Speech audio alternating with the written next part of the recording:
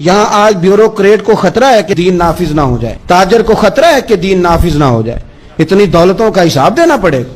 یہاں بہت سارے وڈیروں کو، جاگیرداروں کو خطرہ ہے کہ دین نافذ نہ ہو جائے، چلو مجھے کیا لینے دو۔ بڑی بڑی گدی والوں کو خطرہ ہے کہ کہیں دین نہ نافذ ہو جائے، پیروں کو خطرہ ہے، مولویوں کو خطرہ ہے، یہ نافذ ہو گیا تو میری پجاروں کا بھی مجھے حساب دینا پڑے گا۔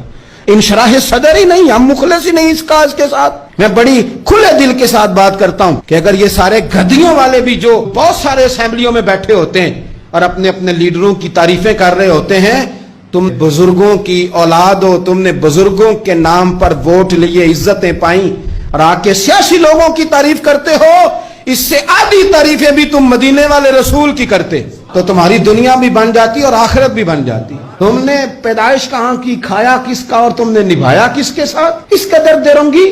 تو پاکستان نظام مصطفیٰ صلی اللہ علیہ وسلم کے لیے بنا ہے، اس میں دین نافذ ہوگا جب اس کے اندر حضور کا بنایا ہوا قانون لاگو ہوگا، جب اس کے اندر وہ سزائیں جو نبی پاک نے بیان کی وہ نافذ ہوں گی۔ آپ دیکھیں نا، حضور نے فرمایا تھا کہ میں وہ نظام لے کے آؤں گا کہ ایک عورت مقام حرا بہت دور تھا مکے سے، فرمایا ایک بی بی اکیلی مقام حرا سے چلے گی اور وہ مکے آئے گی، مدینے آئے گی، اسے کسی کا ڈر نہیں ہوگا، اکیلی چلے گی۔ ہم تو اپنی جوان بچی اپنے محلے کی گلی میں رات کو اکیلی نہیں بھیج سکتے، حالانکہ بڑے کیمرے، بڑی خفیہ ایجنسیاں، بڑے ادارے، لیکن میرے رسول پاک بظاہر کوئی کیمرہ نہیں، کوئی خفیہ ادارہ نہیں، فرمایا میں وہ نظام لاؤں گا، مقام حرا سے عورت اکیلی چلے گی اور مدینے آئے گی، سوائے اللہ کے کسی کا خطرہ نہیں ہوگا۔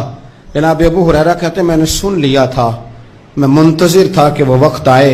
پھر جناب عمر کا زمانہ، ایک بی بی آئی، وہ اونٹ پہ بیٹھی ہے اور اپنی گود میں اس نے گٹھڑی کپڑوں کی رکھی ہے۔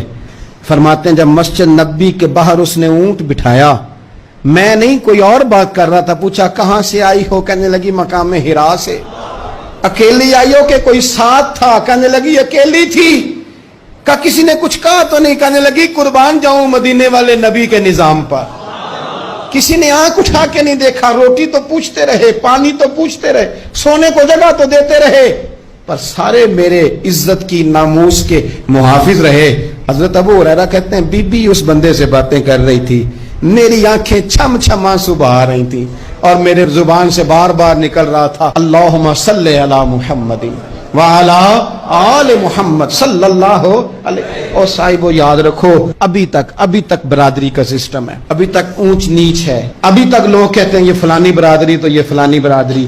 میرے رسول پاک صلی اللہ علیہ وسلم نے وہ نظام دیا کہ جس میں حضرت عثمان غنی کو ان کے بھائیوں نے، کزنوں نے میٹنگ پہ بلایا اور بلا کر تجھے کل بھی بلایا تھا تو آیا ہی نہیں، اچھا تو ہمارا بھائی ہے۔ تو عثمان غنی کہنے لگے تم نے باپ دادا کے نام پہ بلایا تھا تو میں آ گیا تھا، ورنہ بھائی بھوئی والی بات کوئی نہیں۔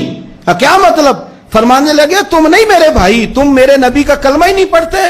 میرا بھائی تو وہ بلال ہے جو حبش کا رہنے والا ہے، وہ میرا بھائی ہے اس لیے کہ وہ میرے رسول کا کلمہ پڑھتا ہے۔ یہ ایک برتن میں کھانا کھایا کرتے تھے ابو ذر غفاری اور بلال حبشی، یہ سردار اور یہ غلام ایک برتن میں انہوں نے روٹیاں کھائیں، ایک دوسرے کے ساتھ وقت بتائے، صبحیں اور شامیں ان کی کٹھی گزری، میدان جہاد میں اور امن میں یہ اکٹھے رہے، مصطفیٰ کے وصال پر یہ ایک دوسرے کے گلے لگ کے روئے، عشق رسول ان کا سانجا، محبت ان کی سانجی۔ یہ والا ماحول پاکستان میں دینے کے لیے پاکستان بنایا گیا۔